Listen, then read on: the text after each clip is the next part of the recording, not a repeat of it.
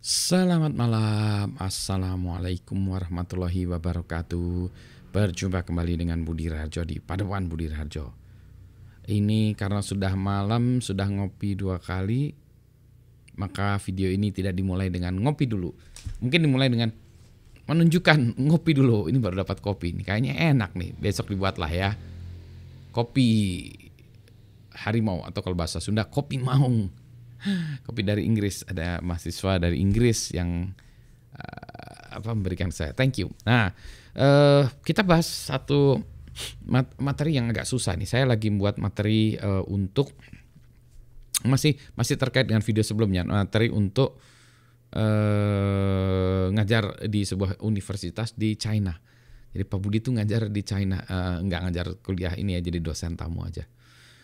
Topik yang masih saya bahkan masih tetap sama gitu ya, tentang apakah kita mengajar kita ketinggalan zaman nggak ya ngajarin mahasiswa tentang ICT, topik-topiknya apa dan seterusnya terkait dengan itu. Jadi gini, masalahnya kan banyak yang mau kita ajarkan, waktunya sedikit. Nah, gimana caranya? Berarti kita harus memilah-milah mana yang perlu atau pantas diajarkan dan mana yang tidak. Maka kita bicara tentang foundation ya, dasar-dasar. Nah, itu pun masih harus kita bicarakan juga gitu ya. Sebagai contoh begini, dulu saya pernah ngajar kuliah di Kanada. Jadi saya ngajar juga di Kanada pernah. Saya ngajar kuliah namanya switching theory. Switching theory itu kalau telepon zaman dulu telepon itu terbentuk dengan yang namanya circuit switch.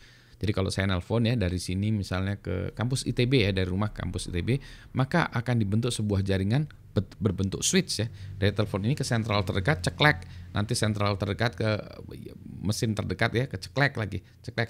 Jadi nanti akan terbentuk satu jalur dari sini ke ITB. Maka kalau jalurnya itu penuh ya, maka teleponnya sibuk ya karena jalurnya penuh. Itu tadi ya.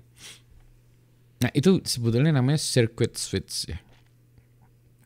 Nah, jadi belajar tentang AND, OR, jadi bukan AND OR gate gitu ya dulu, tapi AND OR dan lain sebagainya, itu dalam kerangka circuit switching tadi ya, mana terbuka, tertutup segala macam ya. Ada banyak lagi lah ceritanya di belakang layar. Tapi intinya circuit switching ya. Sekarang teknologi komputer, teknologi teleponi sudah berbasis packet switching, bukan lagi circuit switch gitu ya. Sehingga dengan kata lain ilmu itu menjadi kadaluarsa ya, kadaluarsa switching gitu. Switching teori ya, jadi kadaluarsa. Maka posisinya diganti dengan packet switching. Nah, poin saya apa? Poin saya adalah begini, bahwa suatu mata kuliah ketika zamannya sudah berubah, maka dia harus ditutup ya. Jadi harus ya, nggak boleh sang dosen yang ngajar ngotot ya, ini karena saya sudah invest tahunan di materi kuliah itu, kemudian saya tetap ngotot harus ada mata kuliah itu. Karena kenyataannya juga memang sekarang sudah packet switching ya, jadi lebih pantas waktu ini diberikan kepada packet switching. Switching mungkin disebutlah dalam 1-2 slide, atau kalau perlu satu pertemuan ya kita sebut sekali gitu ya, ajarkan habis itu udah gitu ya. Itu jadi ada yang memang kayaknya nggak perlu lagi. Terus ada lagi satu lagi itu, jadi itu pengalaman saya gitu ya, menutup sebuah kuliah. Ada lagi pengalaman saya menutup sebuah kuliah karena pesertanya sedikit. Jadi saya juga dulu mengajarkan kuliah yang namanya formal methods atau metode formal. Nah, itu karena susah, ada banyak matematikanya atau logik gitu ya. Maka itu saya ajarkan di pasca ya, S2 dan S3.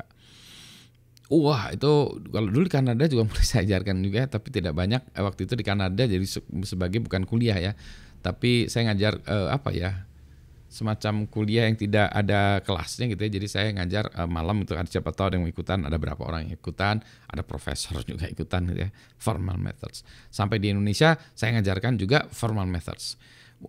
Pertama kali ngambil tuh mungkin hanya belasan orang, kedua kali mulai turun 5 rasanya, terakhir cuma 2 orang. Akhirnya saya tutup aja karena tidak ada peminatan. Jadi mungkin yang itu kasusnya beda ya. Penting tapi mungkin terlalu teoritis, tidak penting, tidak praktikal, sehingga mata kuliah itu lebih baik ditiadakan dan dijadikan tempatnya untuk tempat lain. Jadi kalau ada yang mahasiswa, misalnya mahasiswa S3 yang membutuhkan itu, ngantuk kayak jadi harus paksa belajar sendiri. Kasian juga ya. Itu seperti saya juga harus belajar sendiri. Ini ngantuk karena kurang kopi kali ya. Enggak juga sih, enggak ada hubungannya. Kopi kalau saya minum juga tetap aja ngantuk dan tetap aja tidur. Ini karena capek aja ya. Baik, nah itu balik lagi. Poinnya adalah gini. Bahwa kadang-kadang kita memang harus membuat mata kuliah yang baru untuk mengejar kebutuhan adanya teknologi baru, tapi kita juga harus merelakan beberapa mata kuliah ditutup. Ya, karena satu, teknologinya sudah tidak relevan atau memang terlalu advance sehingga masih belum dibutuhkan. Mungkin satu saat ya, mungkin 5, 6, 7, 10 tahun ke depan baru dibutuhkan lagi. Begitu ya, memang saya sering selalu kecepatan itu ya, nggak apa-apa lah ya.